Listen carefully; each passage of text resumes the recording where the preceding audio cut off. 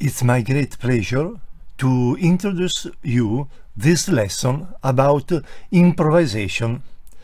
I studied improvisation since several years and focusing my research especially on music improvisation and dance improvisation. I think that improvisation is a very important process, is a very important creative process, which could be also important in the relationship between creativity and entrepreneurship.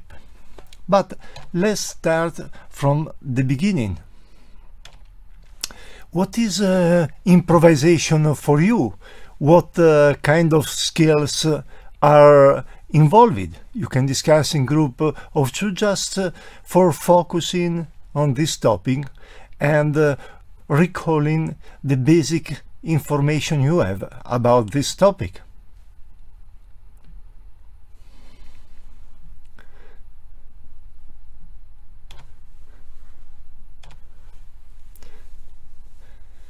I would remind you that improvisation is one of the most articulated expressions of creative behaviors as stated by the BT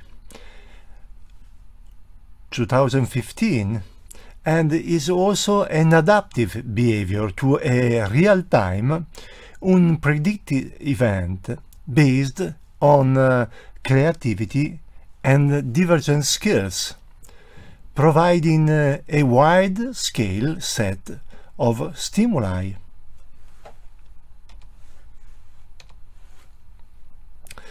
We could give a look to several improvisation activities in several fields, such as music. For example, Bob McFerrin did performances involving the audience in a stadium, having an answer and question process involving the audience in making some variations. But we have also several examples in other artistic topics, such as theater or dance. Especially in dance, we have several examples of the use of improvisation, for example, not only for performing, but also in teaching dance improvisation.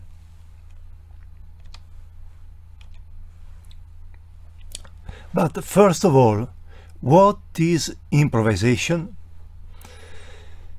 Improvisation concerns real-time problem solving. During improvisation, feedback and skills awareness are developed. We can consider also the level of metacognition, because participants reflect upon the acts, the activities, the behavior they are acting. During improvisation is involved sensory and perceptual coding, memorization, recall from memory, because you are looking for previous experiences and you are recalling specific events, specific partners that could be useful and you can insert in your improvisation. But improvisation is also a performing act involving the performance of an instrument, for example, in the case of music. And you must have motor control. Monitoring is probably the most important process, because you have to control, to coordinate all the action. So while you are recalling information in your long-term memory, at the same time you have to perform, to play an instrument in real time, which is quite complex and elaborated. But let's consider this model of music improvisation that I developed during the 2000 years. We have 5 main processes. Is a model considering the main processes involved in improvisation. So we have anticipation, because in improvisation, producing idea, generating ideas is one of the most important acts, and in this process of generating ideas, you have to anticipate, you have to think in advance what you are playing, otherwise you could be blocked. So anticipate your way of thinking, anticipate the partners, the development of the piece is a very important process. Another process is the use of the repertoire, which means that you could recall from your long-term memory several patterns, several riffs that could be inserted in your improvisation. So it's very important to merge coherently these patterns.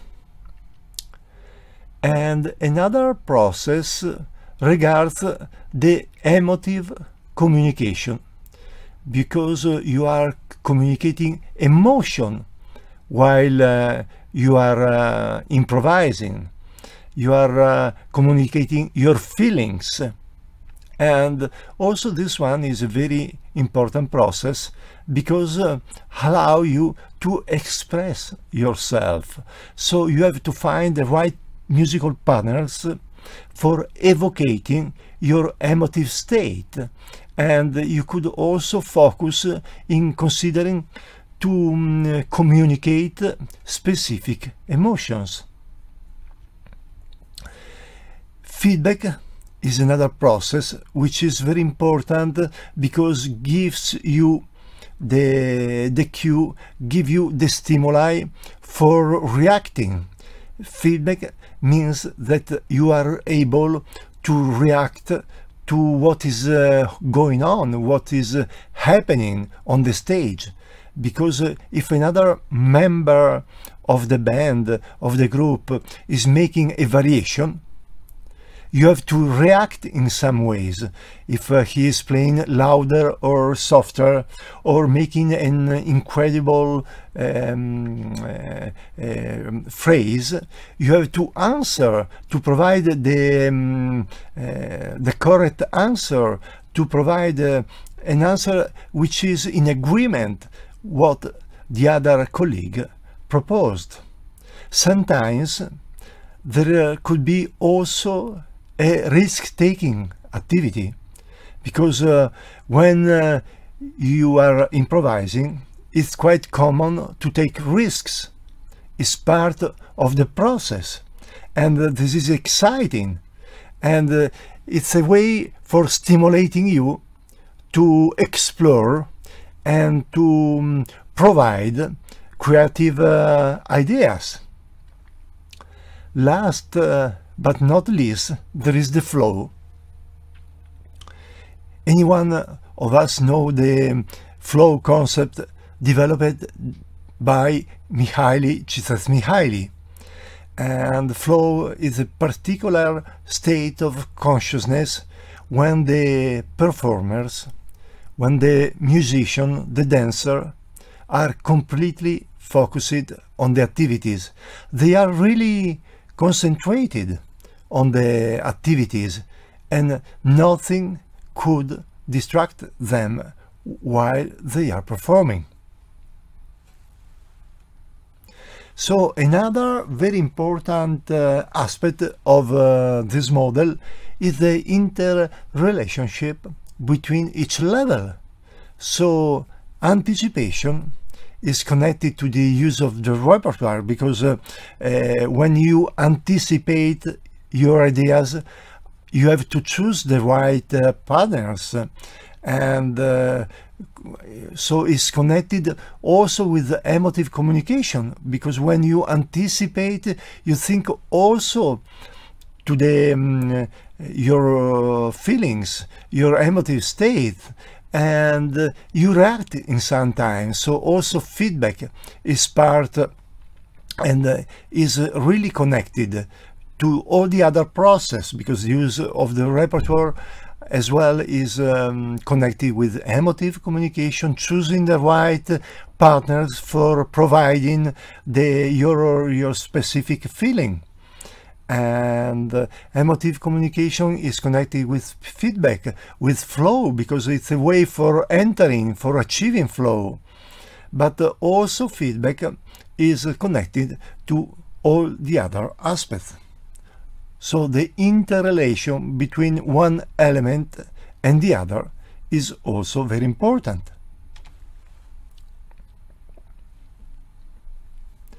We can have these elements in several activities. So I developed this model considering music, but probably we can adapt and consider this element also for other performing arts, such as dance, theater, or other.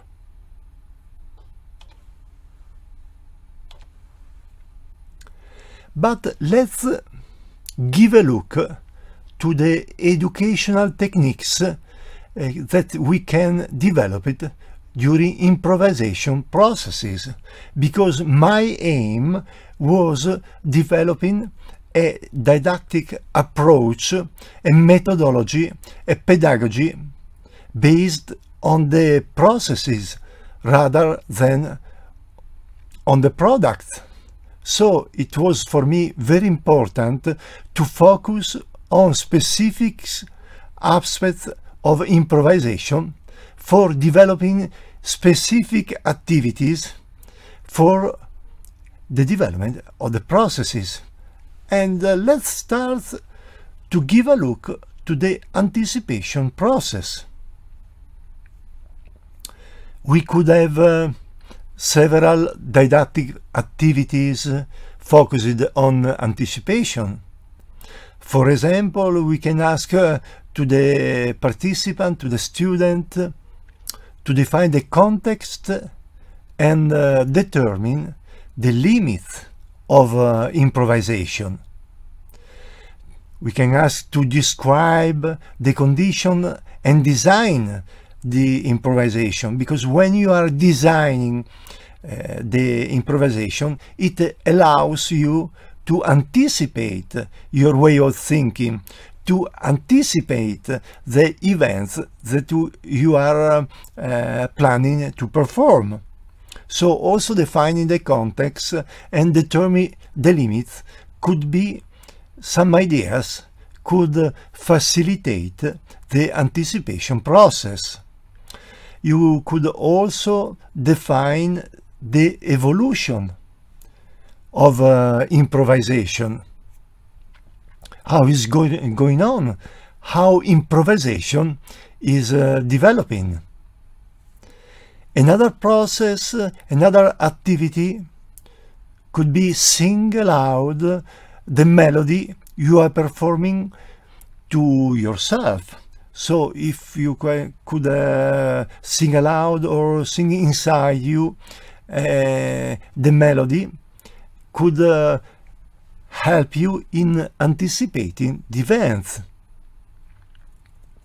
And you can also practice thinking aloud the solo out loud. So when you are thinking, just could be a way for anticipating your way of thinking.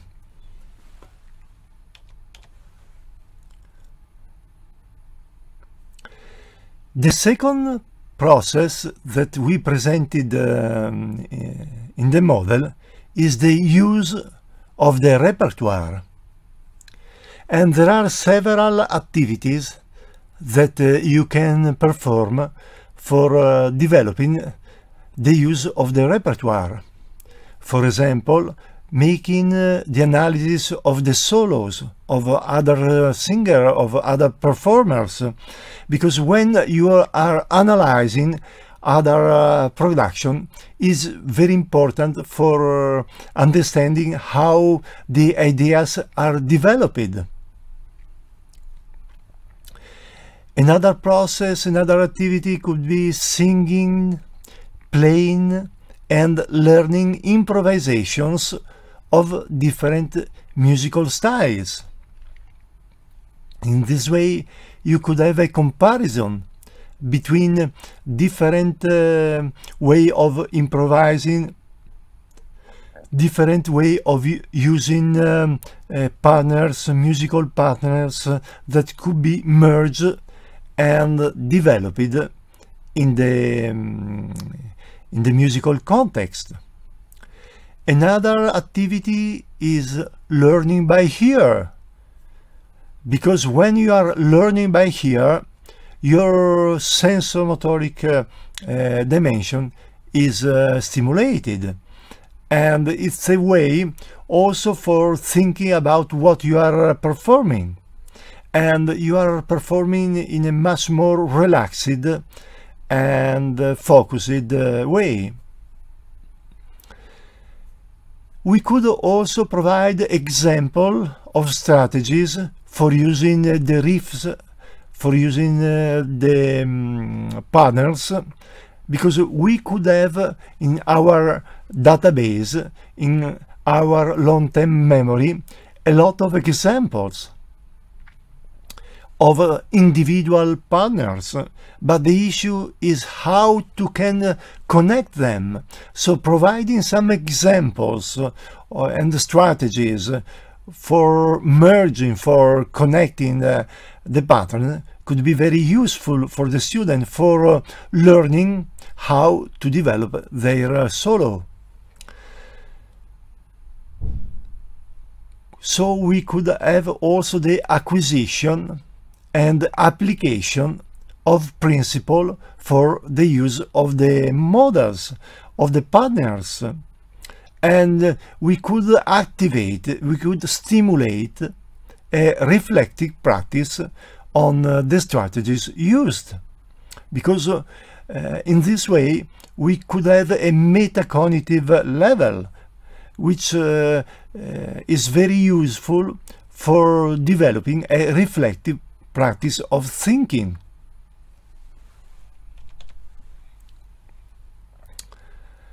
The third process is emotive communication.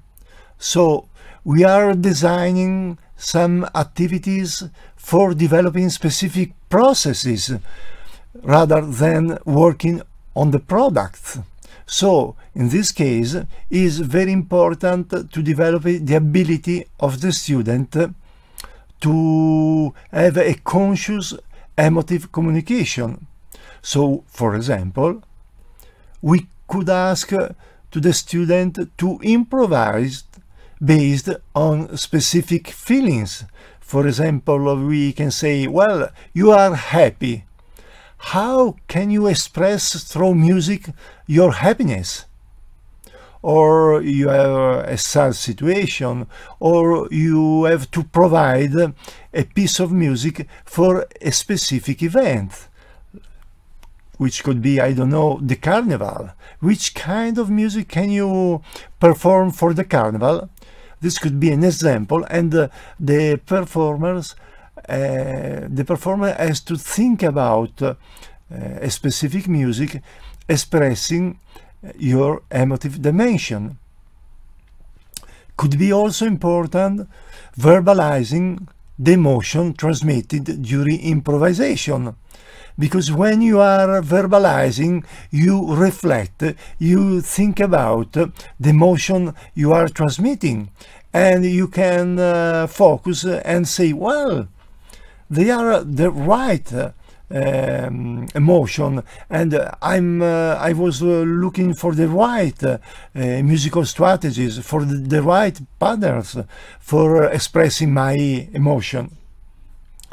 And a reflective practice on musical communication on emotional communication is also important, because in this way you reflect about the music, the pattern that you associated with the musical practice, and we can discuss, you can think about if the musical partner were pertinent, were relevant to your emotions. But let's give a look to the feedback.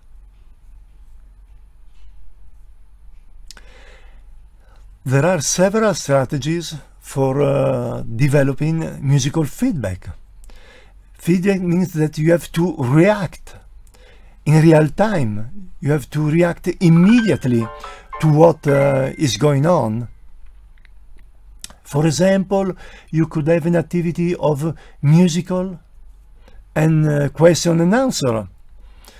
For example, you could put in a large room the student at the end of the room, in each corner of this room, and the student could organize a dialogue with question and answer. The sound could be balanced from one side to the other, from one corner to the other, and one performer could pose one challenging question, one musical pattern, and the other has to find a pertinent answer. We could also organize some challenging and risky musical activities. In this way, participants have to react in real time, to provide answers, to perform regarding this situation. Risky musical activities are very exciting because could give you the stimuli for go over the limits and finding relevant musical solutions. In this case, creativity is really stimulated. We could have dialogues based on parameters such as rhythm, melody, harmony, and timbre. So we could develop dialogues on these basic musical aspects. And there could be also an arrangement of improvisation signals. I could, for example, to provide musical stimuli that change unexpectedly and abruptly, and the other performer has to react in real time. So there is this abrupt change, and you have to provide a solution for giving an answer which is coherent what the question is. And we could also provide ideas, saying how you have to improvise through verbal direction. So we can say, well, right now you could perform a melody that is similar to a Rossini melody or another composer, and so the performer has to think about and to address this issue. And another nice idea could be supporting the improvisation using several various sensory modalities, such as auditory, so improvising following a sound that you can listen in the forest or in a bazaar, or providing some visual stimuli. We can give a picture, and students have to provide improvisation focused on this picture, or kinesthetic aspects. For example, a movement. We can see a movement. We should ask to our student to improvise using this movement, this kinesthetic stimuli. The last process is flow. Is a very well-known process, and several activities could be developed for focusing, for interacting, for developing flow.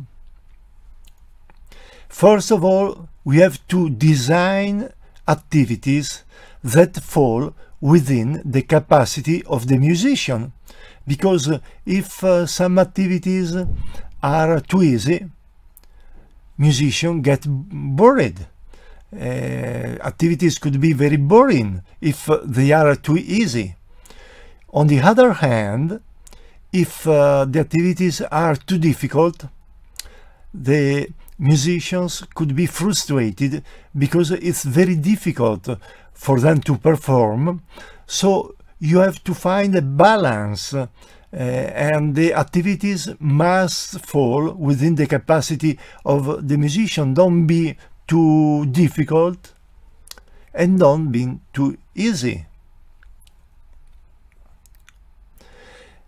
And we have to find the adequate levels of technical and musical situation combined with existing skills, because the existing skills are the platforms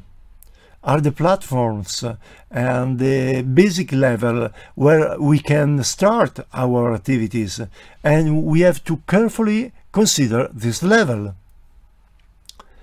Another very important condition is creating fun, because performance has to have fun. When you have fun, it's easy to enter in flow. And when the action becomes boring, a challenging task can be proposed.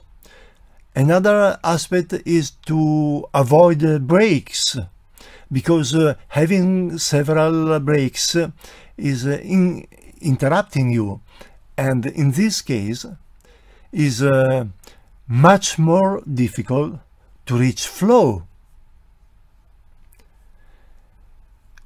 We have also to evaluate progress by checking whether goals have been met, because at the beginning of the activities you can set several goals that you have to achieve. It's very important to consider the goals, to achieve the goals, and in the process, in the development of the improvisation, you could verify if the goals have been met. It's important also to provide formative feedback, because students have to know if they are performing well, if what they can improve. It's very important to have feedback for improving, for enhancing their performance. And we could also focus on motivation.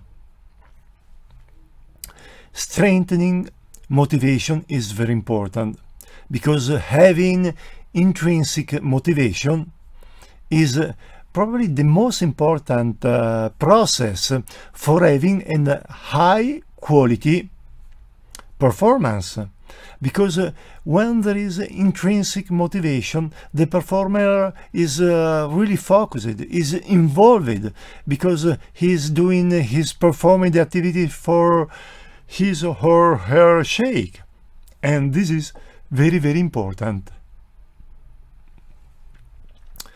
We have to solicit, to raise expectations and design clear goals, because the goals must be clear, so in this way we can reflect how to reach them, And rising expectation is important because in this way the performers are aware on what they are doing, on what they are achieving, and is relevant sharing goals with group mate, because all the other participants, all the other musicians have to be aware about the possible goals that could be reached, and in this way we could develop a very focused improvisation.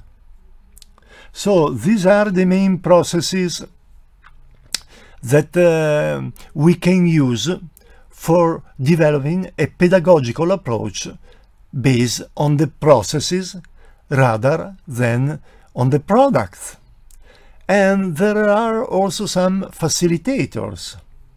We could consider as other elements, other mediators, which are the interaction with the environment. The environment could be the setting where you are developing your performance, could be also the interaction with the other musician, could be the social environment, and could be also the interaction with the audience, because sometimes you modulate, you improvise differently considering the answer and what the audience is going on. If the audience is very focused on what you are performing, they could be give you some stimuli. And all this after, I repeat, the setting, because you could perform in a stadium or in a small room, in a garage, or in a concert hall, and this is also an important variable. As well, the interactions that you could have with the other members of the band, but also with the audience. Motivation, we already focused on intrinsic motivation, which is the fuel, which is the gas for enhancing your performance. But also self-efficacy, because you could evaluate, you could assess, you could be aware of how you are efficiently doing your performance. So thinking about and using self-efficacy is very important. And we could also have a constancy in exercising rather than being completely innate, because practicing is a very, very important process for developing your improvisation skills. So improvisation is not an innate process, and you have to cultivate, to invest time, to practice every day for improving your performing skills. We could have several applications of improvisation. We said that there are several strengths in the use of improvisation, not only in music, but it could be very important use improvisation as an educational model which could be extended in other disciplines, which could be history. For example, we could involve students in performing a real-time history, invented event, merging events, and improvising this history could be a very relevant process for developing several skills of the student. So improvisation could be considered as a teaching technique, and this could be a nice principle to innovate education for the creative contribution and their different approach to knowledge building. because now knowledge building is not only accumulate information. Now knowledge building in the contemporary school, knowledge building is a constructive, is an interactive process based on reasoning, based on the use of creativity, based on the use of improvisation. But let's give a look to the benefits of improvisation. Improvisation is a practice that activates several cognitive and social processes, because during improvisation you think about your cognitive process, your strategies, because improvisation is a problem solving activities, so you are solving problems in real time. But it's also a social process, because most of the time you interact with other students. Improvisation develops the abilities to adapt to tomorrow's changing world, providing tools for lifelong learning. If musicians and actors can learn to improvise and to be innovative in real time, can these skills also be learned by work teams in organization? Because one of the themes of our process is merging improvisation, merging creativity with entrepreneurship. So it's very important to think about how these processes could be developing by work teams in organizations.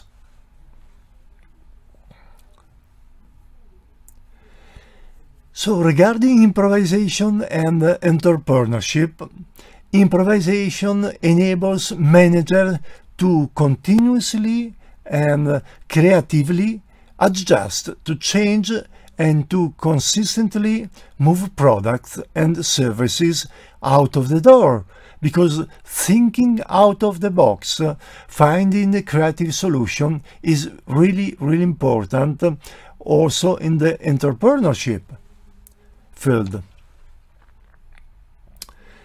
And regarding the training in improvisation in entrepreneurship field, firms need to create a safe context for improvisation to not only happen but to be effective. Training interventions have been designed for business organizations based on exercises of actors or musicians. But let's give a look to this situation, because this is an example of improvisation in professional activities, and it is what happened to the US Airways Flight 1549 incident. So a bird strike disabled the flight 1549 on the 15th January 2009. The pilots landed the aircraft safely by ditching on the Hudson River, which is in New York. All 155 people were rescued in what became known as the miracle of the Hudson. So what happened? The plane was not working, and the pilots had to find an immediate solution that never happened. They have to improvise something, and they were able to improvise the situation. It was, of course, very difficult. In the picture you can see the birds that enter in the engine of the plane, and after there was no control of the plane, so the pilots had to find some solution that were real-time solution, because they have to find a solution in a couple of minutes, because it was it never happened. They cannot follow the instruction because there was no protocol for this situation, and there was no time, there was not the possibility to come back to the LaGuardia airport. So the pilot improvised a landing in the Hudson, which is the river near New York. But what can we learn from Captain Sully? He was a risk thinker facing extreme uncertainty.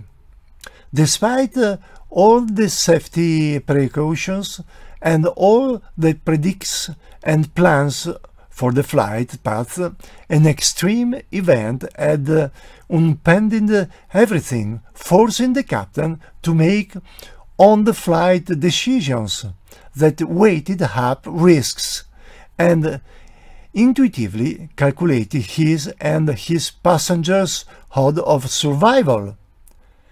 Captain said, "I've been making small, regular deposits in this bank of experience, education and training," he said, and on January 15, the balance was sufficient so that I could make a very large withdrawal. And this is the very exciting experience of this landing that make the situation possible for surviving all the passengers. Another example of improvisation in teamwork is in this ship, because the crew of a ship whose navigation system had broken developed new routines in real time and made their way to harbor. In the process, no crew member understood the complete system they improvised, but their collective actions enabled them to achieve their goals. So what we can state as conclusion? Of course, we have merged the artistic dimension of improvisation with the entrepreneurship dimension of improvisation, because we saw some example that improvisation could occur also in entrepreneurship context. And there could be also some educational implication, because as I said, education is not repetition. Education is the creative elaboration of the stimuli. So the use of improvisation and creativity is a very important aspect for developing the knowledge building processes. So the instant availability of information has changed the paradigm of teaching. Whereas at one time, teaching and learning was information being passed, memorized and repeated, students can now find their own knowledge. Learning now consists of using information in creative ways and requires a switch in how students are taught. So we have to change the way of instructing students. The process of learning and creating jazz provide a way to illustrate new teaching methods that allow students to discover new knowledge through their own creative interests and to develop self-efficacy with the material.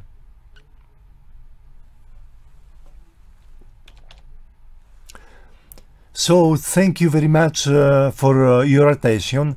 Here we are some references.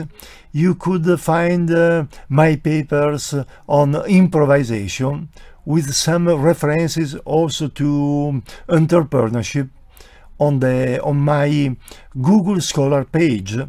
I have a specific page on Google Scholar when you can find my Frontiers Creativity Research Journal, because most of my research issued in Impact Factor Journal, so you can have the paper. And anyway, you can also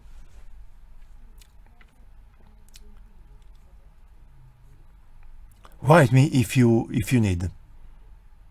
Thank you very much again for your attention.